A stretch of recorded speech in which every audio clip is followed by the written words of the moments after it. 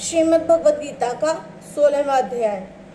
श्री कृष्ण बोले, हे भारत, निर्भय, शुद्ध, सतोगुणी होना, ज्ञान योग, निष्ठा, दान, इंद्रिय दमन, यज्ञ करना, तप, सरलता, अहिंसा, सत्य, क्रोध, त्याग, शांति, चुगली ना करना, सब प्राणियों पर दया, तृष्णा से बचना, कोमल स्वभाव, लज्जा, चपलता का त्याग, तेज, क्षमा, धृति, पवित्रता, द्वेष रहित, अभिमान ना करना, दैवी संपत्ति के सम्मुख जन्म लेने वालों को यह सब गुण मिलते हैं।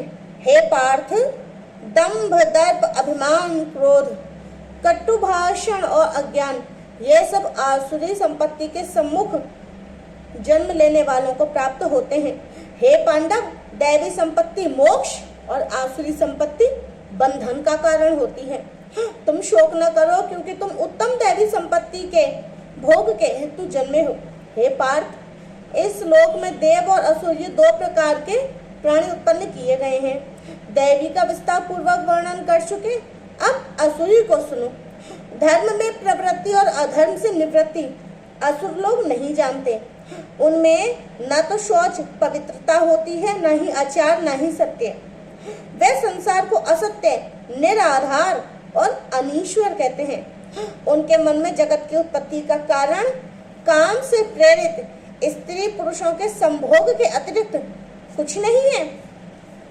मलिन आत्मा, अल्प बुद्धि, दारुण कर्म करने वाले इस संसार को नष्ट करने के हेतु पैदा होते हैं और दूषित काम के आश्रित होकर वे दंभी, मानी और मद से युक्त पुरुष नीच कर्मों में प्रवृत्त होते हैं।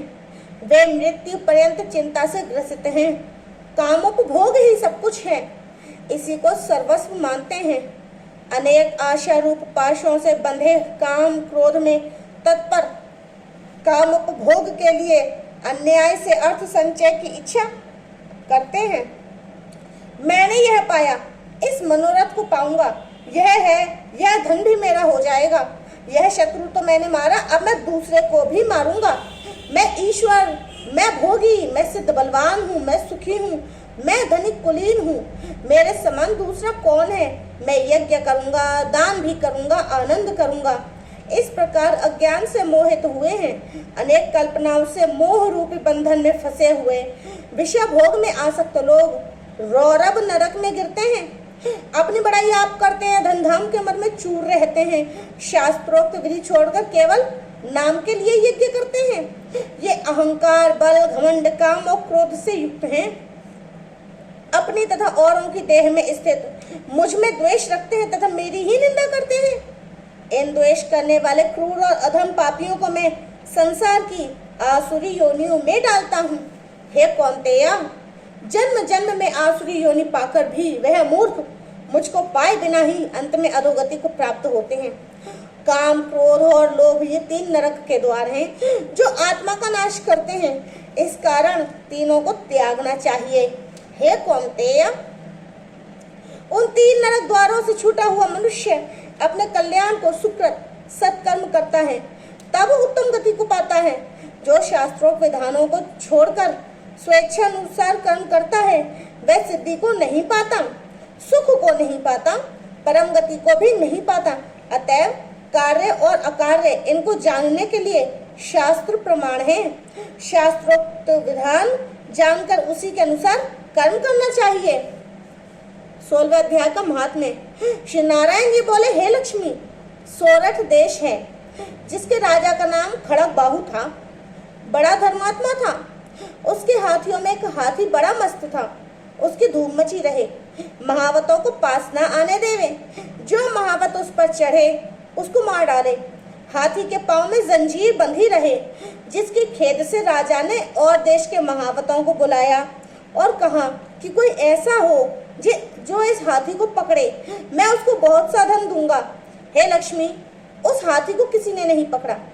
एक दिन हाथी नगर में चला गया। सामने एक साधु चला आया। लोगों ने उस साधु से कहा, हे संत जी, यह हाथी आपको मार डालेगा। संत ने कहा, तुम देखो श्री नारायण जी की कैसी शक्ति है, हाथी की क्या शक्ति है जो मुझको मारे। मेरे नजदीक नहीं आ सकता। साधु ने नेत्र पसार कर देखा। हाथी ने सूंड के साथ चरण वंदना की और साधु के आगे खड़ा रहा। तब साधु ने कहा, हे गजेंद्र, मैं तुझे जानता हूँ। पिछले जन्म में तू पापी था, मैं तेरा उद्धार करूंगा, तू चिंता मत कर। हाथी बारंबार चरण छूता, माथा नवाता था। लोगों ने देखकर राजा को खबर की। राजा भी वहां आया। देखा तो हाथी साधु के आगे खड़ा है। तब साधु ने कहा, अरे गजेंद्र, तू आ गया। हाथी ने आगे को चरण वंदना की। उस संत गीता पाठी ने कमंडल से जल लेकर मुख से कहा, गीता जी के 16वें अध्याय का फल इस हाथी को दिया। इतना कहे जल छिड़कने से हाथी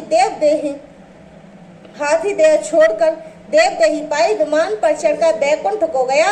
राजा ने संत को दंडवत प्रणाम किया और कहा, संत जी, आपने कौन सा मंत्र कहा है जिससे इस अधम दुखदायक को सद्गति प्राप्त हुई? संत ने कहा, मैंने श्री गीता जी के 16वें अध्याय का फल दिया है।